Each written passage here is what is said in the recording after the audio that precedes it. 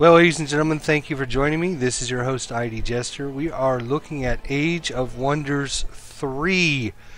Literally, this game was released 58 minutes ago, and I have been waiting, counting down the days, counting down the hours to get my hands on this game. I literally cannot wait to play this game. I have watched probably every single Age of Wonders 3 video that has been out on the internet.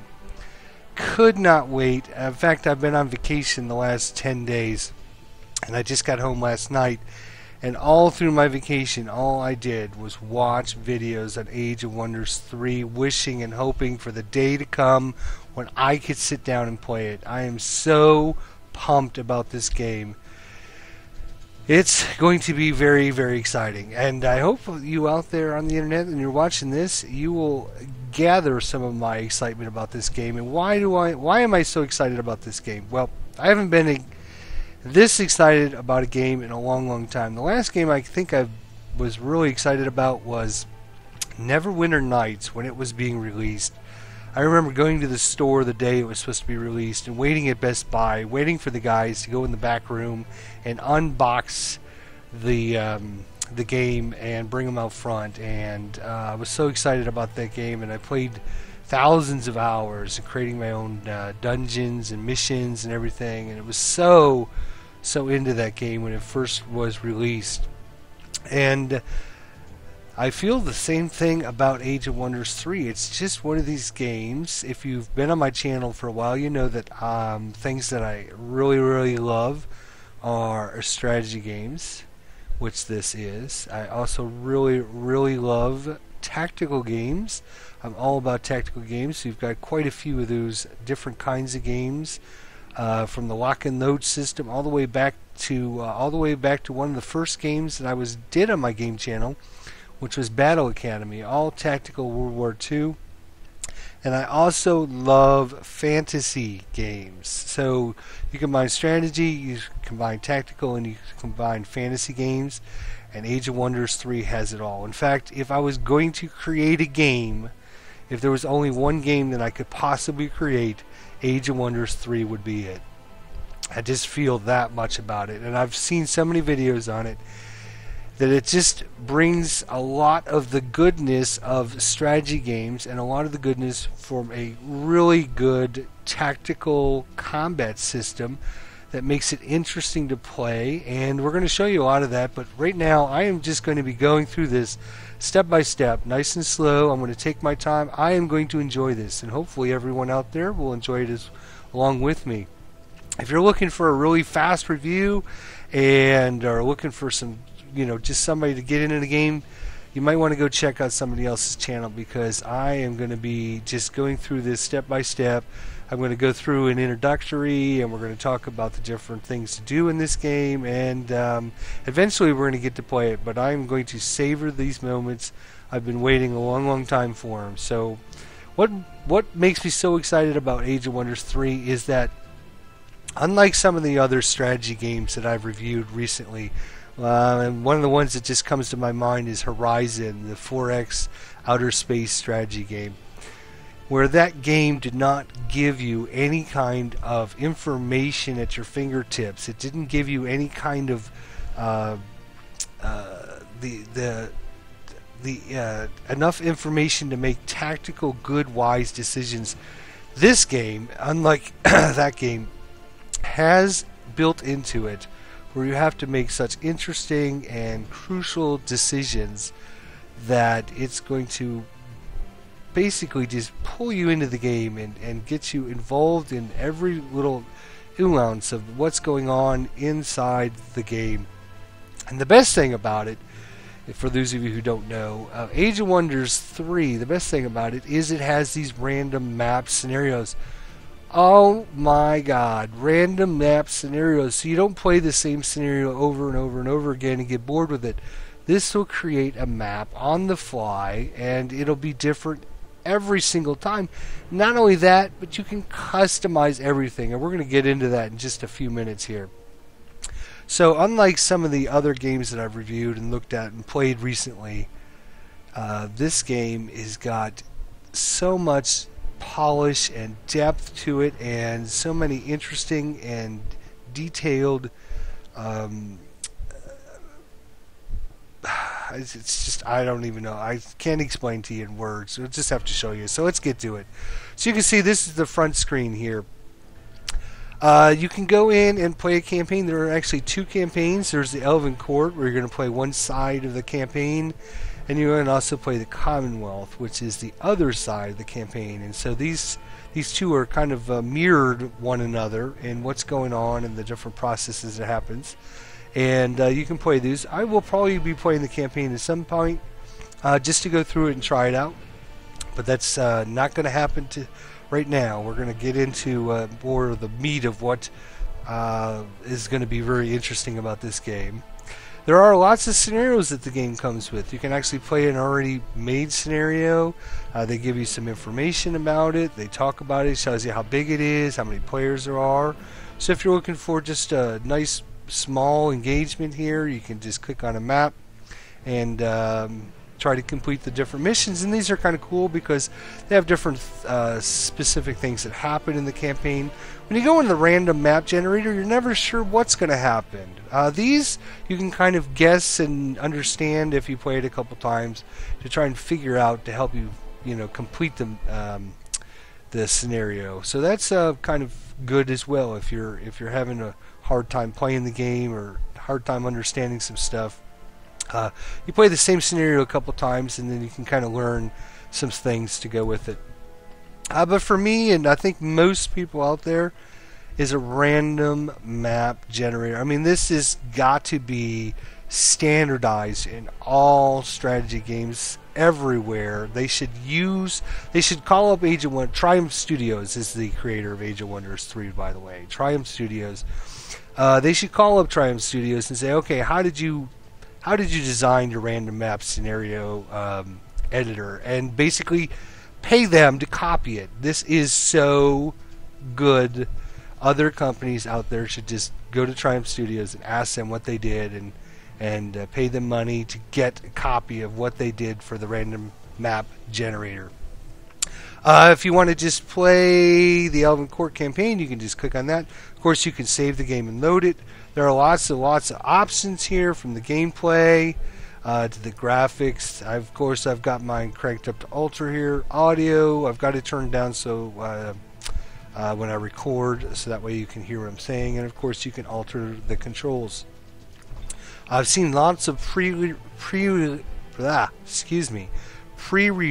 videos from different of the YouTube channel guys out there, and I've watched just about all of them, and some of these options weren't in the pre-release, so it's good to see that they were able to now adjust your controls and adjust some of the audio and the graphics and all that.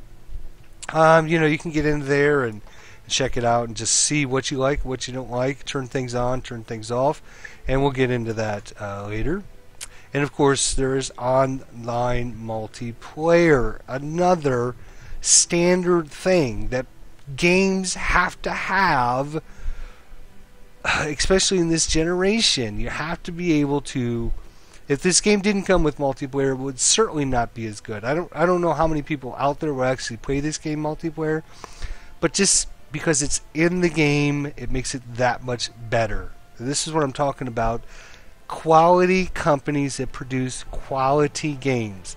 I wouldn't care if this game was $60, $80, $100. I don't care the price of the game, as long as it's built with good quality. You can pick this up now on Steam. It's, I think, $40, basically $39.95 or whatever it is. I cannot highly recommend this enough. I'm not going to do a review yet because we haven't actually played it, but let's get into the heat of things and check out. We're going to go into the random maps, and I'm going to just show you all the different options. Again, you can customize how many players you are going to be playing with, all the way from 2, which is you and one other person, or one other AI, I guess, all the way up to 8, which would be you plus 7 other AI players. We're just going to load a map up with 4 players. That would be me and 3 other AI players. Difficulty, it goes all the way from Squire, which is your low end, to Knight, to Lord, to King, to Emperor, and that's as high as it goes. So Lord is right in the middle. What I'm going to do is I'm going to play on Knight difficulty, at least for the first time here, so I can get the feel of everything. Map size goes from small, medium, large, extra large, and it even tells you it can take a very long time to complete. And let me tell you, just the small maps can take a very, very long time. So I can't even imagine how long it's going to take to play an extra large map. Many, many sittings. So again, if you just want to go for a quicker game, we're actually going to go for we'll go for a medium-sized map. Let me tell you, when you think of a medium-sized map, you think of the small area. It's not. We're going to show you that here in a minute. Land types, you can have random, which is another, should be standard in every game that comes out. Randomization of things to keep players interested, to keep things different, to make things unique, has to be standard. You have to put that in your game. And of course, again, Triumph Studios did that. Land, continents, islands, and those are your three choices. So right now we're going to choose land because I'm going to show you what you can do with this in just a minute. Now the game flow, this is another very interesting part of the game in that you can actually choose how the game's going to play. So you can see here players are going to start with a city and a small army. Or you can choose battle, and you're going to start with a city and a very powerful army that's ready for battle. So you're going to get more of your your end game units right off the bat, and you're going to have a lot more options to create better units right off the bat. You can go with empire building, and when this is, you just start with a settler, a small army, and you basically got to start from scratch. Or of course adventure, which is going to be, you're going to have a little army, you can move around on the map, and basically you don't create anything. You got to take over cities and discover different areas to create your civilization. And I think that's the only choices. So the standard one is your normal game flow here is your standard, and of course it has random as well. Awesome.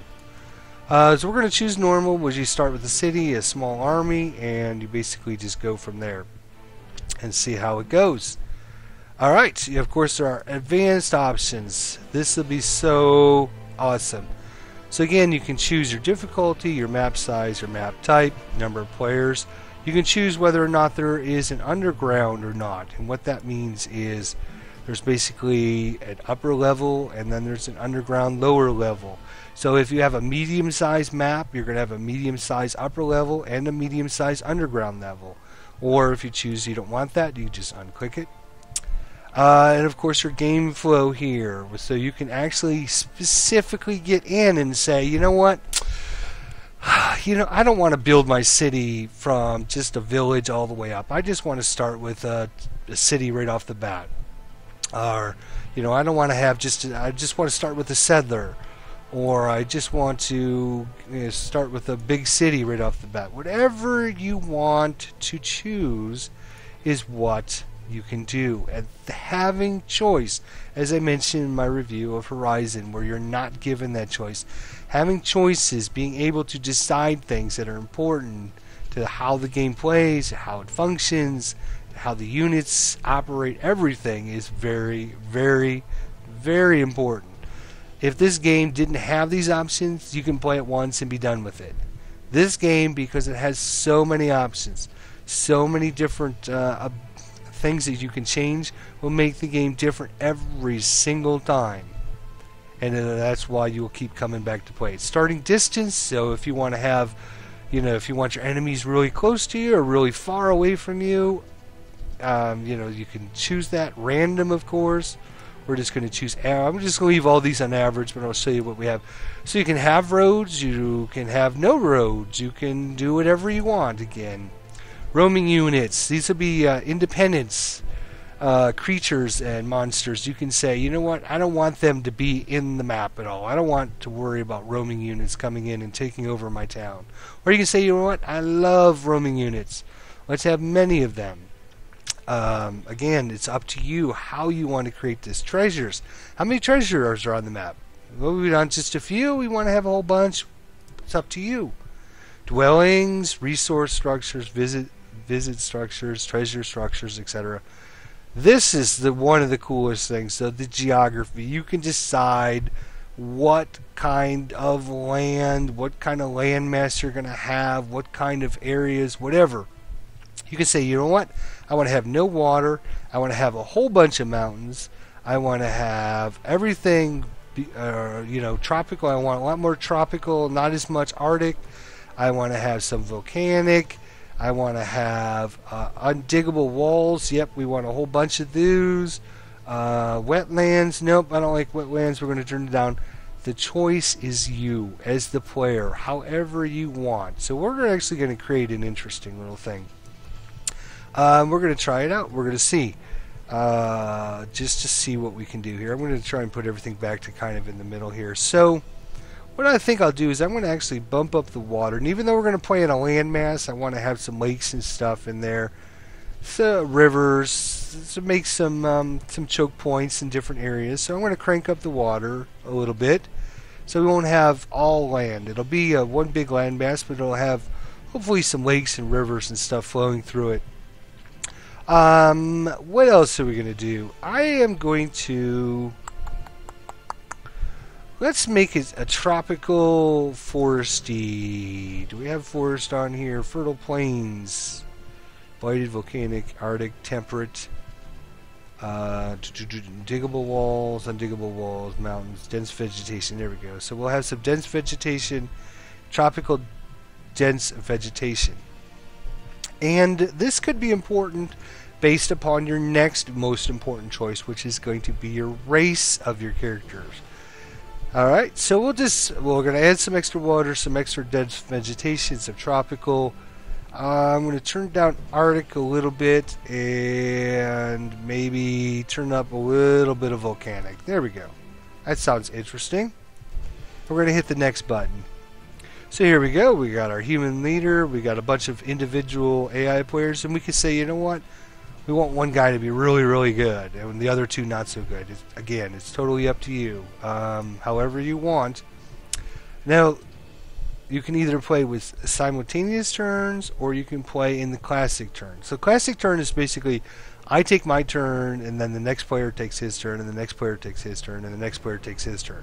Simultaneously turns is basically everybody takes their turn at the same time. So you could have two armies that see each other on the map, and then the first player might say, oh, I'm going to run away, and so he runs away before you have a chance to move over there to attack him. So everything happens kind of at the same time. I'm actually going to go back to classic turns for the first time here, because I'm more used to classic turns.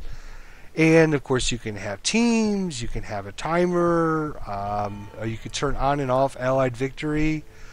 You can customize the humans. You can customize everything. You can select humans, select everything. Okay. Tactical combat. Okay, so once your two armies fight, you can say, you know what, I don't really care about tactical combat. I just want the computer to auto-resolve it. Whoever wins, I don't really care. You can say, I want it to always happen between human players if you're playing multiplayer with other humans. Or you can decide, you know what, I just want to ask. And that's what I'm going to leave it on. There are advanced rules here. So you can choose your starting resources. You can say I want very high starting resources or very low or whatever. Starting skills. This is how many skills your heroes will start with. You can say, you know what, I want my heroes to start with lots and lots of them or very few. Again, the choice is yours, and that is what the best thing is about this game. You can have a maximum number of heroes. So you can say, you know what, everybody can just have one hero and that's it. Or you can crank it all the way up to 20. And I believe this number here is based upon the map size. I think if you get for a larger map size, you can go up to 30 heroes, I think, is the max. I could be wrong on that, so don't quote me on that. Right now, we're just going to say maximum is 7. 7 sounds like a good number. You know what? Let's go 8. Let's go 8. There we go, 8. You can start with map explored, or if you want. City founding is turned off. You cannot found new cities. So if you want to say, okay, you know what, I don't want anybody to be able to make a new city. What you got is all you get, and that's it. You got to take over the other cities to get them, and you can just turn that off, and that's the option you have. Let's apply those. Let's see what else we got here. I think that's everything we covered on that screen here. Then we click on the launch button, and this brings up OMG, folks. Oh my gosh. Did they have to put this in the game? No. But basically, you can customize your character. There are a huge amount of already pre-built characters in here. Or, you can say, you know what? I'm going to customize my own. So you might look at this one and go, wow, that's pretty cool. Or this one, I like this one, I like this one, I like this one. But you can also customize your new character. And that's what we're going to do. We're going to customize our brand new character. So there are 6 different classes. There's the Archdruid. They're basically leaders of nature. You have the Dreadnought, which is basically technology, magic through technology and advancements. They get musketeers and cannons and stuff like that. You have the Rogue, which is stealthy, and they have a bunch of different kind of surprises and hidden units and things like that. Stealth. Sorcerer, obviously masters of magic. So magic is very important to them. And of course a Theocrat, which are all basically built upon religion and the gods and curing and smiting and things like that. And the Warlord, basically these are your battle leaders, your warriors. So again, I can't stress this enough. Just so many interesting different classes that makes the game like, okay, you could play a game with Archdruid and the next game is a Dreadnought and they would be totally different. And you notice every time I click this, we get a new outfit, which is awesome. So we have to decide what we're going to be, and I've been thinking about this for the last 10 days, literally on my vacation. I'm like, what is going to be my first class? What is going to be my first race I'm going to play? And I've kind of narrowed it down between the Archdruid and, the Rogue and the Sorcerer. I was debating about the Archdruid, but I decided, you know what, I wanted to either do the Rogue, because I like the stealthy and thieving and manipulating, or the Sorcerer. And I've kind of decided I'm going to do the Sorcerer, at least for the first go here. So there are just 6 different classes in the game. There are also 6 different races. There are humans, orcs, goblins, dwarves, draconians, high elves, back to humans. So you go basically humans, orcs, goblins, dwarves, draconians, and elves. And I've kind of decided I was going to go with an elf sorcerer. And of course you can choose your gender, male or human, male or female. Of course you can click on random character, it'll just randomize everything over here. And of course you're going to get different specializations that you can do for your character. Basically you have 3 different specializations, and each one of these is a different area of expertise, basically. So you have an adept of fire, earth, fire, water, air, and you can also be masters of those areas. You also have creation, destruction, expander, explorer, and I believe that's the difference. So you have basically 6 different elements: earth, fire, water, air. What else is there?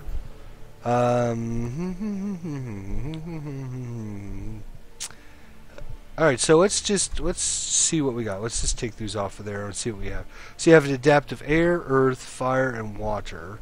Then you have creation and destruction, and you have expander and explorer.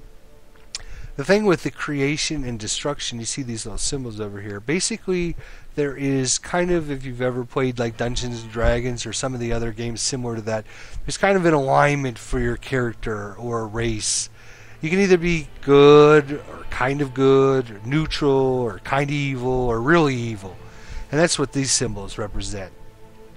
The more good you are, the other races that are good will feel happy with you, and they will be willing to trade with you and do all kinds of stuff like that.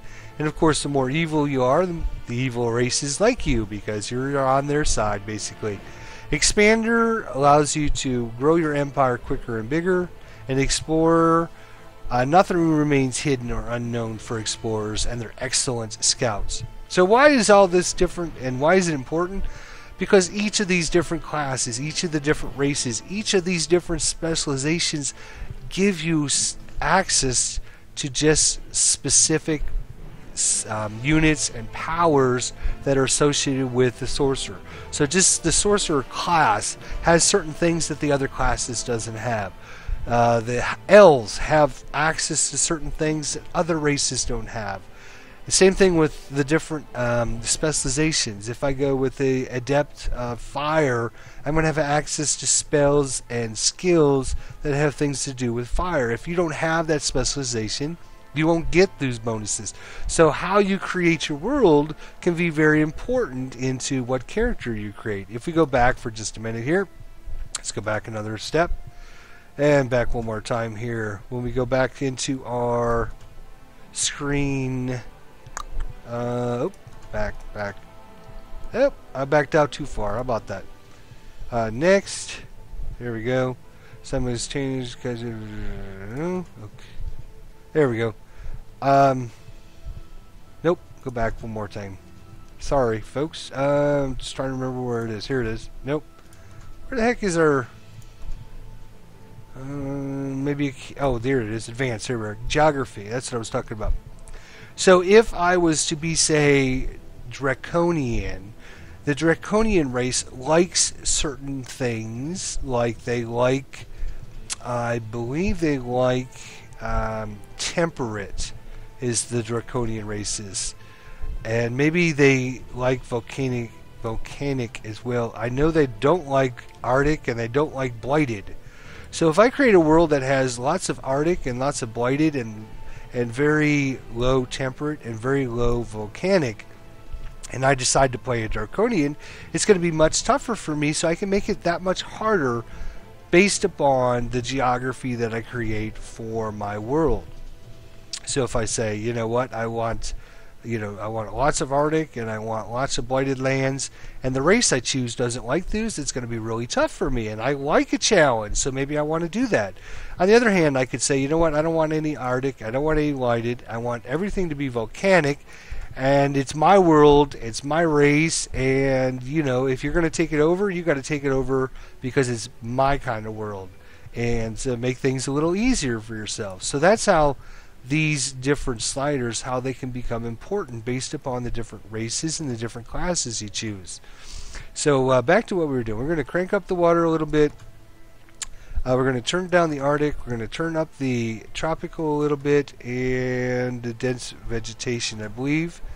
And turn up the volcanic slightly. There we go. Alright, so back to what we were doing now. As I mentioned previously, I'm going to just take my time on this. If you're looking for somebody to just jump in and just get going and not talk about it, not show you anything, then, that's cool. But I'm not doing that. I'm going to savor the moment. I've been literally counting this down for so long. Alright, so back to our character. We're going to customize a new character. We decided on a sorcerer and an elf. There we go. And you notice that the totally different outfits this time than I had the last time. Oh my gosh, just awesome. Alright, so back to our specializations. We are going to do water. And notice when I put that up there, you will notice down here on the bottom, you can take the mastery of water. Which, again, if I'm playing with an area that doesn't have much water, wouldn't be very good. So, having a mastery of water, I think, will be very good. So, so there's like basically 2 tiers to each one of these. The Adept of Air, Adept of Earth, Adept of Fire have basically 2 levels. So, if I take the Adept of Fire, you notice it unlocks the Master of Fire as well. So, what we're going to do is we are going to we can either specialize in certain things, or we can kind of be good at everything. At this point, I want a Master of Water, and I'm either going to choose Creation Expander, Explorer. Or else we can go really bad. We can be the evil elves, the drow. I think for our first game, though, we're going to try and be good and see what happens. Expander sounds good. Make our empire grow quicker and better. So I think we'll choose that. And now, hopefully, we get to the next awesome screen. Oh my god, I love this screen. Did they have to put this in the game? Nope, but they did. And it's basically you can customize exact look of your character. You can spend as much time as you want. And we're going to zoom in a little bit so we can check out our different head shapes there. Oh, that's not too bad. Skin tones. A very fair elf. Skin color. We can make them different colors. Probably something like that. Skin decorations. So all kinds of different things that we can add to our elf here. Can we rotate it? I'm wondering. Can we rotate our character? It doesn't look like we can actually rotate him to the side. Nope, don't like that. Don't like that. Hairstyle. I thought we could rotate it. Maybe there's a key for that. I just don't know it. That's probably true. We can also click on random. Ooh, randomized look. So look at all the different, just by clicking on this button you can see, wow, look at that dude. Holy cow. She's kind of nice. These are all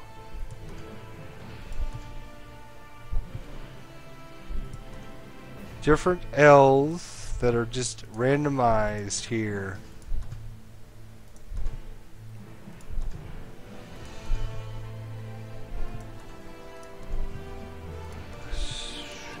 Just looking to see if I find one that I like. Otherwise, we'll have to... Look at that guy. He's like bugged out. Ooh. I like her. I don't like her facial. Well, that's kind of interesting. Let's look at her hairstyle. That looks pretty good. I like that. Eyes, kind of like her eyes actually. Accessories. Oh, those are earrings. Okay. I like just the droopy earrings. That's cool. Now if we switch it to male, what does he look like? And we have different postures we can put them on. I like that. Clothes or no clothes. I like that. That's good. There's only a couple different ones. That's cool. Alright. I like the golden because of her hair and stuff. In fact, we will go in and we're going to change her color. And notice what happens to her outfit when we change her color. We change it to orange. Look at her outfit turns orange. But we definitely want to have yellow for the golden. Yellow and black. Yellow and black. That looks pretty cool. And of course we have a portrait we can do here.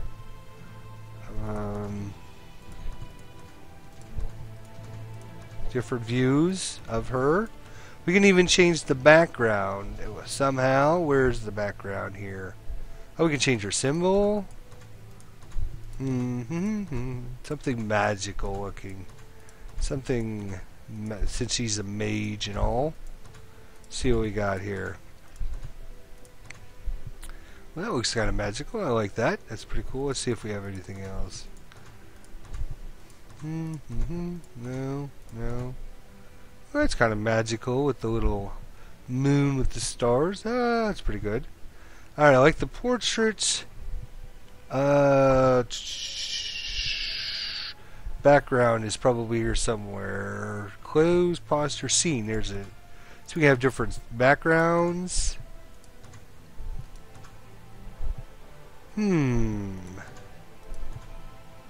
Let's see. I'm thinking about our world. Our world is water And dense vegetation and mountains. I like that. There we go. Good. Let me check out her different eyes. Let's see here. The only thing I don't like is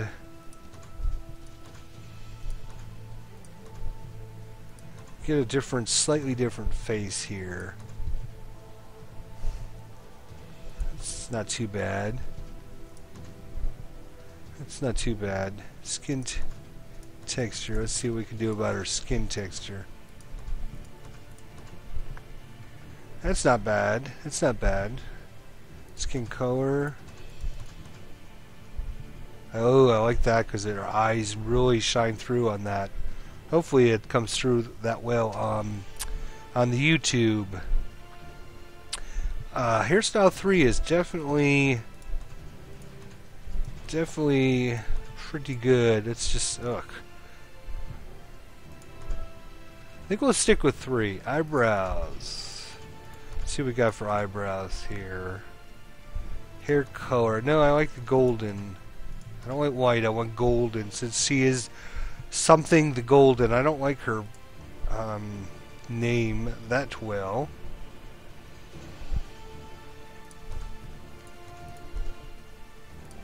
Okay. Lady Anna. Lady Anna the Golden. That's not bad. That's not bad at all. Alright, we will click on the little save leader button. And I'll show you what happens there. Let's see. Eyebrows, hair, skin, head shape. Let's just see. I don't like that. I don't like that. I don't like that. She looks a little meaner in that one. That's nice. I like that.